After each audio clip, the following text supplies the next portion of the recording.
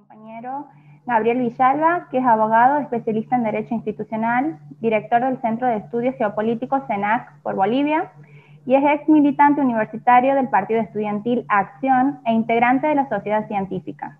Vamos, compa. ¿Qué tal? Buenas tardes, compañera, buenas tardes, compañeros, compañeras que están acá presentes en este foro.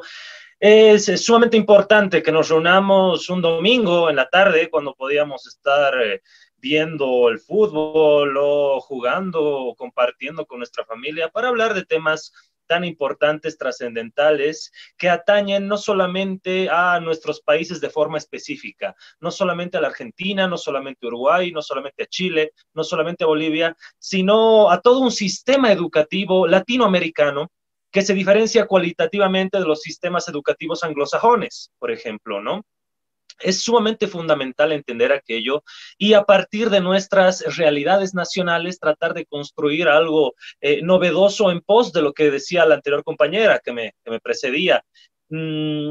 ¿Cuál es el rol verdadero de la educación universitaria para la liberación de nuestros pueblos? Podemos pensar a partir de la educación, a partir de no solamente la gratuidad, sino el sentido de formación que se desarrolla en las universidades públicas, nuevos caminos visibles y viables para superar el capitalismo, para superar el neoliberalismo, para pensar y repensar nuestro mundo desde el sur, para plantearle al mundo nuevos paradigmas civilizatorios. Yo creo que sí.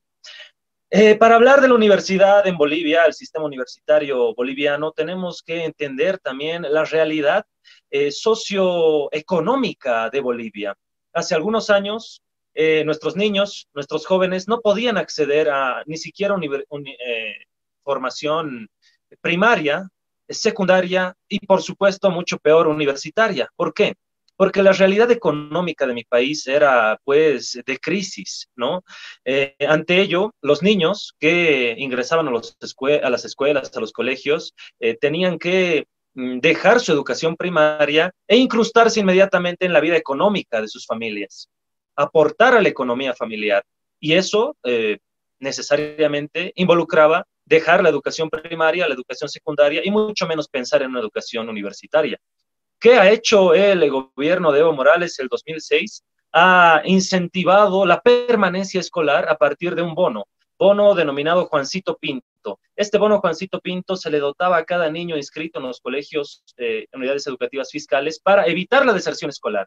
De esta forma, el niño o niña podía terminar su educación primaria, continuar con su educación secundaria y soñar o poder acceder a educación universitaria que en Bolivia es gratuita, ¿no? Entender esta realidad nos permite también conocer un sistema pigmentocrático que se ha estructurado en mi país. Un sistema que desde 1825, fundación de Bolivia, nos reconoció a, por ejemplo, Juana Zurduy de Padilla, la gran generala más reconocida en Argentina que en Bolivia. No reconoció las republiquetas de los indios, aymaras, quechuas y guaraníes que dieron su vida por la liberación de Bolivia del yugo español, y no figuran ni doña Juana Zurduy de Padilla, ni ningún indio, aymara, quechua, guaraní en el acta de la independencia de mi país. Desde ese momento, desde 1825, hemos negado nuestra indianidad, hemos negado nuestra identidad boliviana, y por supuesto que esto se ha estratificado en un sistema pigmentocrático donde el color de la piel detentaba no solamente estatus social, sino también un estatus en el acceso a las oportunidades, y una de esas oportunidades es la educación, fundamentalmente, ¿no? Mientras más blanca era tu piel, podías detentar educación primaria, secundaria, universitaria. Mientras más morena era tu piel, estabas predestinado casi a ser chofer, jardinero, servidumbre. No hablo que estos sean malos oficios o malos empleos, sino que así estaba estratificado mi país, un sistema pigmentocrático. Evo Morales deconstruye eso desde el punto de vista superestructural, desde el punto de vista de la cabeza, de la descolonización, de quitarnos ese chip mental, y comenzamos a creer en sistemas educativos inclusivos, en una nueva ley Avelino Siñani y Elizardo Pérez, la ley educativa boliviana, que precisamente debe su nombre a educadores indígenas, ¿no? Que se contraponían a los sistemas tradicionales de educación y llevaban la educación a los pueblos, a las comunidades, aymaras, quechuas, guaraníes, de las 36 nacionalidades de mi país. pensar el rol de la universidad también es, coincidentemente con la compañera que me antecedía de Chile, es pensar también en un sistema elitista. En Bolivia, la universidad hace muy pocos años, la universidad pública, les hablo, si bien se podía acceder libremente, había clases de prefacultativos, también se accedía en virtud a la educación primaria y secundaria que habías obtenido. Por supuesto que tenía muchas más posibilidades de ingresar a la universidad pública, gente que había estudiado en colegios particulares, o sea, pagantes, que compañeros, compañeras, gente que pues había estudiado en colegios fiscales y muchos de ellos incluso habían desertado el colegio porque tenían que incrustarse a la vida económica, laboral de su hogar, ¿no? Entonces, la universidad pública en Bolivia se ha desarrollado a partir de los cimientos estructurales económicos generados por el gobierno también de Evo Morales y mucho antes. Pero la universidad pública en mi país, y hay que decirlo, yo he estudiado en la universidad pública, en la Universidad Mayor de San Andrés, está totalmente disasociada de la evolución política y los nuevos retos que incorpora un proceso revolucionario. Es por eso empezar también a pensar y desarrollar democracias en revolución y revoluciones en democracia, ¿no? Nosotros estamos reproduciendo los viejos sistemas liberal burgueses y esto se reproduce nuevamente en nuestros sistemas educativos y en la educación universitaria, por supuesto, y sobre pretexto de autonomía universitaria, ¿qué ha pasado en mi país? Los estudiantes de medicina, por ejemplo, una carrera elitista, se han negado al nuevo Código de Procedimiento Penal porque decían que se iban a criminalizar a los médicos y los profesores, los docentes universitarios dijeron, vamos a salir a protestar con bombas Molotov, encapuchados los médicos hace un par de años, los estudiantes de medicina, porque simplemente querían negarse al gobierno indio de Evo Morales, ¿no? No querían que salga el Código Penal, y les obligaron por nota. Les dijeron, los que no van a marchar, los que no van a hacer este quilombo, pues se aplazan en mi materia. Así son los docentes en mi universidad, ¿no? Son docentes que son reyes chiquitos, que detentan un micropoder y desde ahí reproducen sus lógicas contrarias a un proceso revolucionario que en diferentes momentos también la universidad fue un baluarte de la recuperación de la democracia en épocas dictatoriales, pero ahora se ha convertido en un reducto trotskista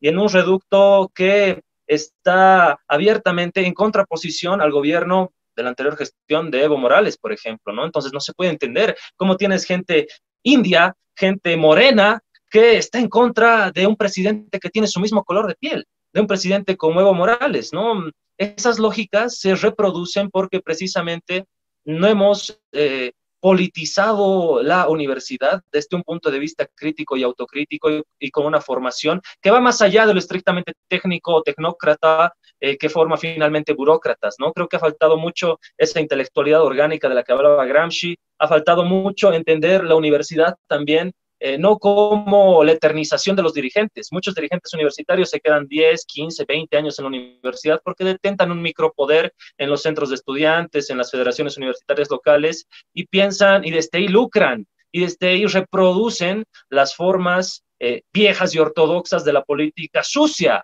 ¿no? Y por eso hay una canción interesante que dice: afuera, afuera tú no existes, solo adentro. Muchos dirigentes universitarios son eso. Afuera de la política nacional no existen, no son nada. Dentro de la universidad son grandes reyes, grandes ideólogos, grandes tipos que simplemente se llenan la boca hablando de procesos y con discursos antirrevolucionarios como el del movimiento socialismo, por ejemplo, y creen que la construcción del indianismo no se transversaliza por las clases sociales, por ejemplo, ¿no?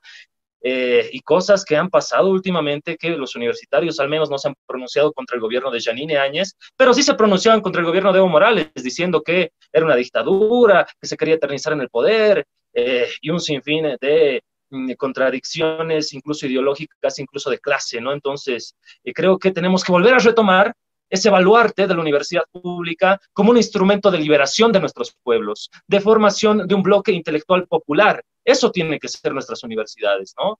No creo que sean instrumentos para ser utilizados por diferentes partidos políticos en contra de procesos revolucionarios o progresistas como el de Evo Morales, como el de Correa, como el de Argentina actualmente, ¿no? Bueno, yo quiero cerrar con eso, con una reflexión, como ya lo han visto, muy crítica al sistema universitario, específicamente de mi país, y pues también para repensar la universidad como un espacio de conquista de las y retoma de luchas sociales, pero a partir de una conciencia de clase clara y coherente del momento histórico que estamos viviendo. En Bolivia, sobre pretexto de la autonomía universitaria, no coordinaban absolutamente nada la universidad pública con el gobierno central, mucho menos con las empresas estratégicas del Estado, porque decían, no, a nosotros no nos van a decir que estamos en un momento de industrialización en Bolivia y que se necesita formar más ingenieros que abogados, por ejemplo. Yo soy abogado, pero la universidad privada decía, no, a nosotros no nos van a decir, perdón, la universidad pública nos decía, a nosotros no nos van a decir qué hacer y cómo vamos a llevar nosotros nuestras currículas que no se han actualizado hace 40 años. 40 años y seguimos con las mismas currículas en la Universidad Pública Boliviana. Esas pequeñas, grandes falencias son las que creo que tenemos que empezar a reflexionar como colectivos universitarios, como gente de la academia, y pues empezar también con ese recambio generacional, porque creo que también en la universidad, como decía el Che, en el socialismo y el hombre en Cuba, vivimos en una vieja sociedad universitaria que no termina de morir y una nueva sociedad universitaria que no termina de nacer. En ese limbo creo que está la educación universitaria en Latinoamérica. Cierro con eso y perdón por extenderme en el tiempo. No, muchas gracias, compañero, tremendo aporte.